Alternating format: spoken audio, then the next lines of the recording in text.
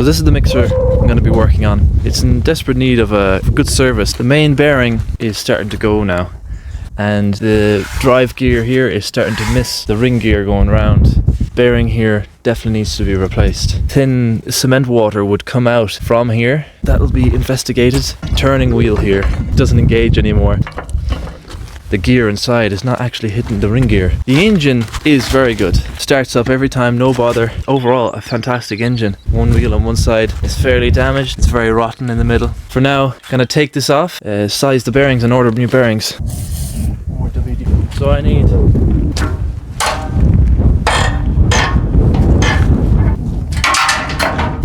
one bolt out. Another 5 to go.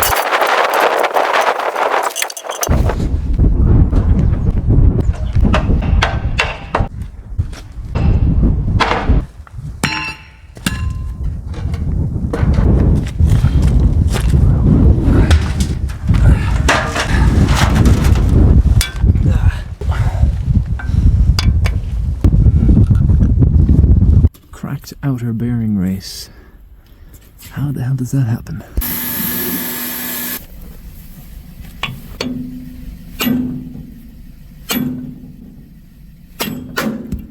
Now with the hub out, we can definitely get a better idea of what went on here. The inside bearing is completely broken. There's bits of it everywhere. Completely destroyed. Big bearing soup.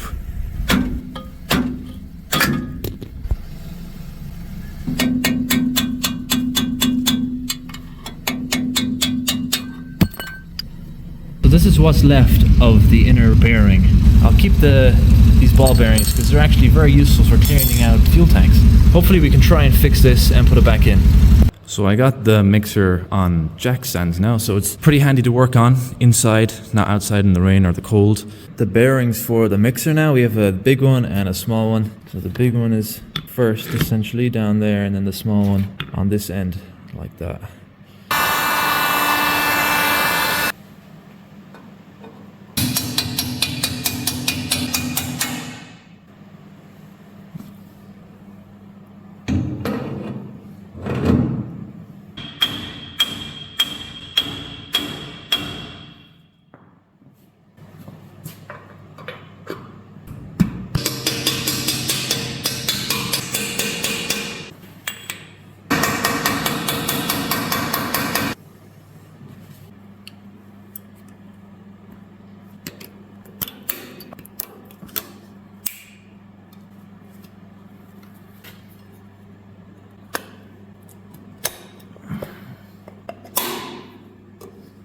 Perfect.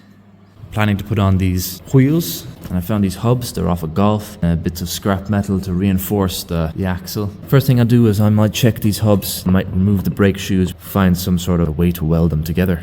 Dismantle the hubs completely and keeping these parts, dumping the shoes and the backing plate for the hub. Don't really need that. Keeping these springs are always handy sometimes. Work with these now, a lot handy to work with since they're much lighter. So this is generally what I had in mind. We have one hub, piece of metal, and the other hub. I'll grind back more where the welds are going to be, so we'll have no rust interfering with our welds. The parts are prepped and ready for welding now. It's just 4 pieces, simple pieces to make the axle. Tacked together now, made the first proper weld here. That's alright for my kind of welding anyway. It's all finished. Underneath 2. See there and there. Now it's time to put it on the mixer. So I have the axle in place, ready to be welded on. All the metal's ground back, ready for the weld. Probably a bit overkill, but I wanted to practice some welding too. So the hubs are on now. Now the wheels are to go on. It's very nice indeed. Very easy to move. Before, oh my god, you couldn't move it at all. Well, I painted up the new axle, nice yellow colour and black hubs. Looks the job now. I removed the tires from the rims, removed all the rust, and then gave them a good lick of paint. This should definitely make the whole assembly last way longer now that it's all painted. Move this now. Quite a lot of play in that.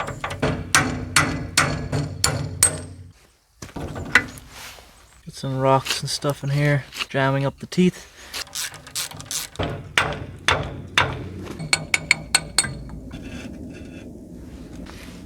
So I have most of the components for turning the drum taken apart. These original bushings were in very bad condition. As you can see, it's very much worn on one side and not on the top. So I bought new bushings. These are bronze bushings. However, with these ones, they're not the exact same. These are 30mm internal diameter, and the shaft that they go on was a 31 point something. As you can see, it's been machined. I have a friend who has a lathe, and we did some machining on it. Now it fits over perfect. I'm kind of glad this part got machined because the original surface on it was very worn. Now we have a nice clean surface to work with again and brand new bushings. As well with these bushings, they were a little bit too long. They were around 40mm long. Now they're 36. We machined them down a bit as well. Great machinist here. Don't know about that. Alan Rodriguez. Rodriguez? When the fuck did I become Brazilian? With this drum as well, these teeth were completely full of stones at one point, so I had to remove everything I could to make sure that there's nothing pushing this cog out, otherwise we'll have excessive wear on our bushings. Well, now it's just time to put it back together. So this is where the shaft goes. The bushing fits in nicely, so I'm going to use some bearing retainer to hold it in place.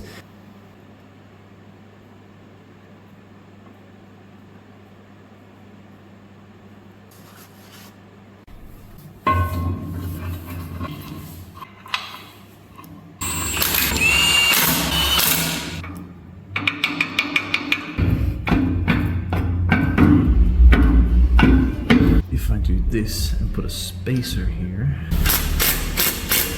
Angles the shaft upwards like this, lifting all of it. And now there's very little play in the gear. This is perfect. This is what we need. I need to do something with this shaft. So you can see this part of the shaft is quite heavily worn down. Big channel in it. So what I think I'm gonna do is I'm gonna weld this up.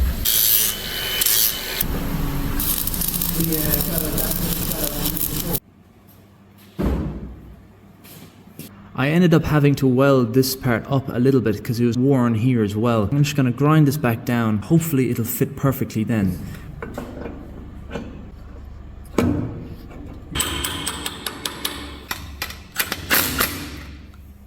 Now I've put it all back together and I'm quite happy with the result. It's meshing very well. There's no play in the cog anymore. So I want to mount the handle onto the shaft, but as you can see, there's a lot of play. I'm going to opt for having a copper bushing or a shim around the shaft to make up for the space.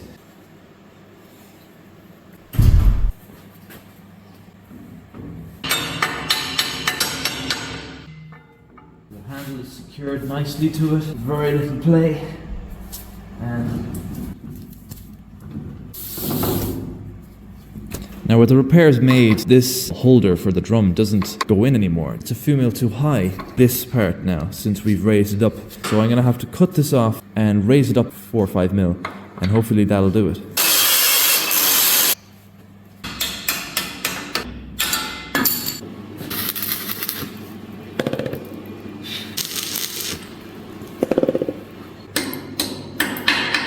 Going, oh, perfect.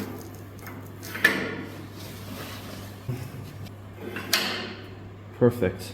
Now this mixer needs a front leg. This used to be the original leg on it, but it's much too small now with the new axle. So I need to make something else to hold the front of the mixer up.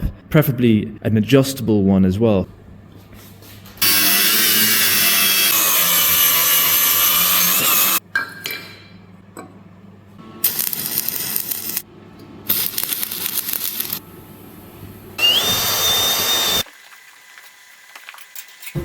Just a bit of scaffolding tube. You can see the bit of scaffolding bracket at the bottom.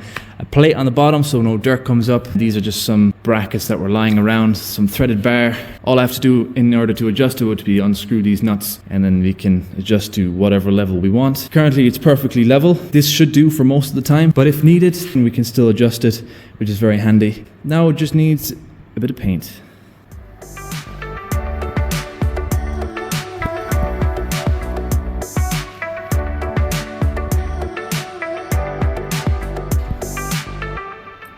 So I have the mixer underneath the drum, lower it down onto where it mounts on here and bolt it up.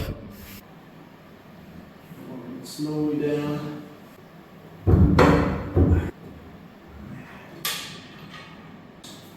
My super long ratchet. One thing I almost forgot to do was put some sort of sealing product inside here, because if it's not sealed, cement will slowly leak out past here, even when it's super tight. So the drum is fully fixed back onto the mixer. It's pretty much ready, so I might start it to give it a test run, see how balanced this drum is on the gear here. There was always a high and a low spot. I wonder if that's still there.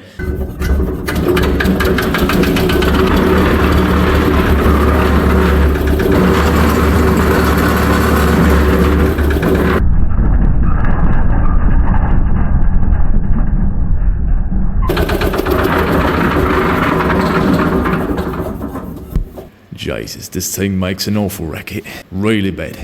It's actually pretty loud in person. The ring gear and the drive gear here, there's a bit of a sway to it, and you can definitely hear it when it's pushing against the drive gear here. So I'm gonna have to do something about that, because it's just too loud to work with. It'll wear the drive gear, you know, prematurely, and probably the ring gear, and probably the bearings as well. Not good to have this amount of friction that generates that much noise. So my idea is I'm gonna put a shim or some sort of spacer between the drum and the mounting plate here.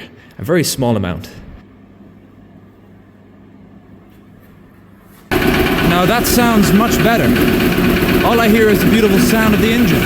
With more weight on it, no noise. Fantastic.